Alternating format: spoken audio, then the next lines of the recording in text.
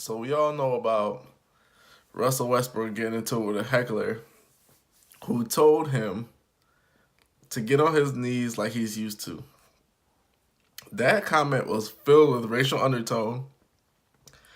It alludes to slavery times when minorities were considered property and they had to get on their knees for their master. So that's what essentially what he was alluding to. Now, the person who did it, he's gonna get like a little fame. Shane Kiesel, you could check him out or whatever the case is. First of all, it was classless. It was disgusting. I am highly offended. It was disgusting and classless. But I'm not a kind of person that feels like necessarily. Initially, I was like, okay, you have to censor these kind of people. You have to really do away with these people, racist people, whatever the case is. But today I'm in a different mindset. And one of the things that I feel that the Utah Jazz did correctly was they gave Shane Kiesel a lifetime ban from coming to Utah Jazz fans games, which is 100% appropriate.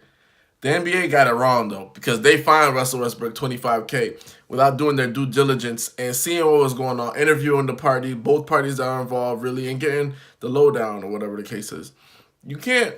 It sends a mixed message. Like on one end, we're gonna give this guy a lifetime ban. He can't come to any of our games. But on the other end, we're gonna fine Russell Westbrook for defending himself in a time where he was racially profiled and attacked. It has to be all or nothing. You can't let let the Utah Jazz get it right, and then the NBA is like, well, we're gonna fine Russell Westbrook. No, you can't do that. If anything, you could do some kind of sensitivity training where you show support to somebody who's been attacked in that manner, especially somebody like Westbrook who's never been in trouble, never been arrested, never been he's never fought a fan or anything. The worst thing you could say about Russell Westbrook when it comes to the fans is that he told a little boy you're not supposed to hit people, which is true for anybody's child. Like that's just a life lesson for anybody's child because one day that child might hit the wrong person or hit the wrong kid and they get smacked in the face. So that's just true for anybody's child. But back to Shane Kiesel and this whole the Utah Jazz fans. You know what? It's bittersweet that this happened because it's sweet that you get rid of a nasty fan, but it's bitter because now those who are extra racist in Utah, now they're gonna be extra careful because what happened with Shane Kiesel, and which is really good, is he had a platform. Now he gets to get exposed. And that's what needs to happen to people who are racist and they go to games and they're saying these nasty racial epithets and they really just get really nasty with the players that have nothing to do with basketball. Talking about their mothers, talking about their race, talking about their children. You need to expose these people.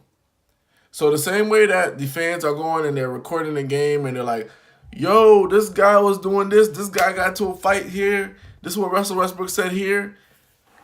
Record that fan. Because what happened with Shane Kiesel is going to be a case study for many of the other racist fans going forward in the future. You know what happened to him? They dug up his tweets. This man has tweets from 2018 saying Russell Westbrook is a piece of garbage, classless piece of trash. They have another tweet. Russell Westbrook needs to go back where he came from. Hashtag MAGA. And you know what MAGA means. And you know what that's tied to and all the racism behind that in terms of telling people to go back where they came from. That being said, he got exposed. He tried to tell a version of events of what happened, but guess what? Your actions in the past don't line up with what we're supposed to believe you're doing in the present. He had to actually go down and take down them tweets. And Jay-Z was right about this. He was like, sometimes when this happened with Donald Sterling, they felt like they shouldn't have taken away his team. Initially you're like, what are you talking about? But then he was like, well, you get to expose the racism. So what happens then? they don't get those dollars anymore. They don't get that press coverage anymore. They don't get those partnerships anymore because people see you for who you truly are. There's a lot of people who are wolves in sheep's clothing, racist and acceptance clothing. Like, yeah, I accept it, but behind closed doors, they're going down on they're going down on every single person. Like they're just going down the line. But for somebody like Shane Keys or his family, whatever, to go in public and say these things to a person, get down on your knees like you're used to, it's just beyond me. But you have to expose people like that so people can see what we're dealing with. And what we're dealing with, especially in Utah, I don't know their cultural diversity, but those fans are one of the worst fans in the NBA in terms of heckling, saying things, and doing things that are inappropriate racially and personally. I'll take you back to Derek Fisher when he played for them in '08. His daughter had retinoblastoma, which is a rare form of eye cancer, and Fish actually had to fly to New York, back and forth to New York because his daughter needed the surgery, and that was during the playoffs. And he didn't know if he was going to make it for the playoffs. So he actually came back for the playoffs. I think it was game 2 or something like that. He hit one of the shots to send the game to overtime, and they actually beat the Golden State Warriors at the time. And then, they went to go lose in the next round. Well, what happened during the offseason, Fish had to make a decision.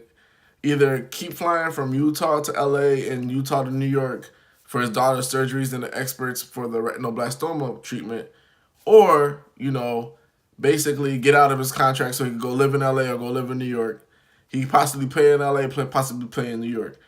The owner of the Jazz signed off on Fish, getting bought out of his contract or whatever the case is. Fish went to go play for the Lakers back, I think it was '09.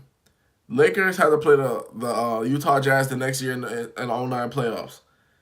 One of the fans, when Fish, it was game 4, when Fish went to go shoot some free throws, he had his right hand over his eye, heckling Fisher about his daughter's retinoblastoma cancer.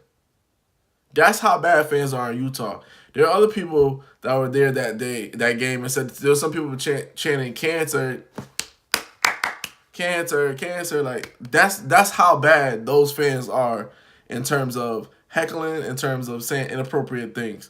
So this is not and that was back in 2000. This is an article on Bleacher Report, which I'll put the link to in the video description. This is an article written from like '08. It's from '08. It's 2019, and these things are still going on. Racial things, personal things. The NBA, I think they need to give these people a platform. They need to let them go on their racial rants, or they need to hire a private investigator to expose these people so people in their community can see what's going on. And what I mean is why you should expose these people, because they think just because they're paying $1,000 for seats, they own players that are on the floor. There are certain people, when they go to a game, they want to enjoy the game. There's certain people, when they go to the game and they're sitting in the seats, they feel like it's a circus, and the players are the monkeys or the they're the animals, they're the Ringling Brothers, and you're just there to entertain. They don't think that they're people. They don't have like a modicum of respect for these people. Like, think about this. Like, if you ever go see a great show like on Broadway, or you go see the Cirque du Soleil, you don't think like you own those people. You think like, wow, they're putting on a great performance. They're very talented.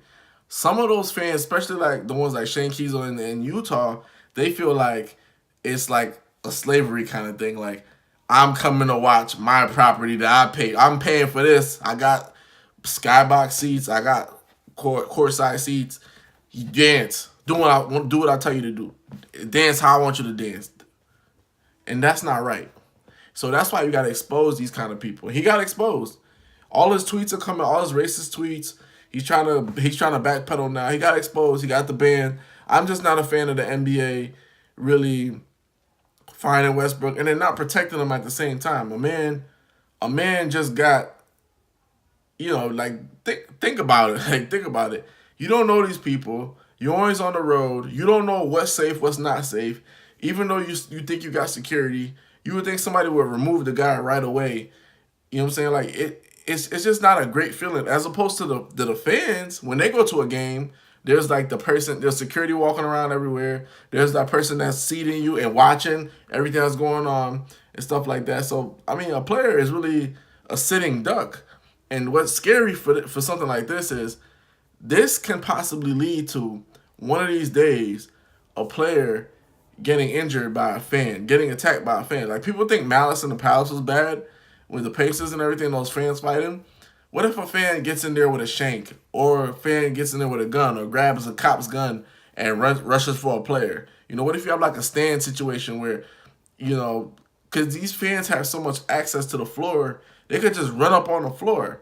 So you know, some people might say like these guys make millions of dollars, it's okay, they can get over it.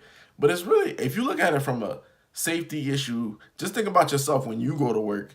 People don't have access to you like that. You know, there's locked doors. You don't have people sitting on top of you while you're performing your duties constantly and literally, like outside people saying stuff to you and doing stuff to you. So this is a real concern. And then when you look at these people, they're so weak minded that they have to go so below the belt. They can't trash talk somebody about the game. You know, you can when I'm on the court, especially when I'm playing against friends, opponents, whatever. We trash talk each other all day. Brick, your shot is broken. That's an ugly shot. You can't score. You're a bum. Like there's so many things you can say to a player that could get underneath their skin if you really would be creative about it. But to go below the belt like this way, it's not even about the game anymore. It's not about the sport anymore. You're turning it into something personal. When you turn it into something personal, you deserve everything that's coming your way. Because some people you might react to them in a way personally that professionally you wouldn't act to them. So some people, their mindset is, I'm gonna put you in the dirt. I'm gonna bury you in the ground for disrespecting me, and you can't fault them for that because they know if the shoe was on the other foot and you're telling them to get on their knees and all this other stuff, if you potentially had the chance, you look at this guy's tweets. Russell was a piece of trash. He's garbage. He needs to go back where he came from. If anybody could look at that as possibly threatening words. So he knows that if the shoe's on the other foot and you got the drop on him, you might try to do something to him. So this goes beyond race and everything. This is just like a safety matter. This is really a teachable moment, especially for fans and in the NBA. You know, hey, give some of these people a platform. Expose them. Expose everything they've been saying. All the times they've been coming to the games. Just expose them and then give them a reason why you're banning them. Like you came to this game, this X, Y, Z. You know, players shouldn't get fined for stuff like this. I think the NBA is sending a wrong message and also empowering those who are racist, saying that we're gonna keep our guys in line. You keep yourself in line. It's like it just takes you back to like Jim Crow and segregation, where sometimes with a black kid or a ball goes into the neighbor's yard and it's just like they keep the ball and then the black person's like, you know, we'll keep ours in line, you keep yours in line. Even whoopings. A lot of people don't know this about African Americans and beatings. Back in the day, the slave masters sometimes would have other slaves whoop other slaves because the slave master was getting ready to kill the slave. So the black slave would be like, the head slave would be like, I'll whoop him. They whooped him. I taught him the lesson, boss. So this way he want to get killed.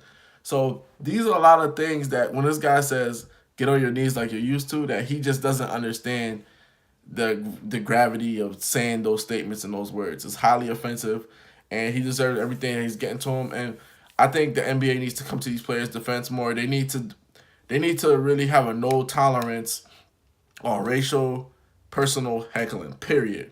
You could talk about somebody's game. You could say they're trash. They missed a bunch of shots. You could say that they're ugly. You just cannot go below the belt sometimes, like with the Derek Fisher situation. It's awful. Hoops Junction, where hoops meets hoopla. Like, comment, and subscribe.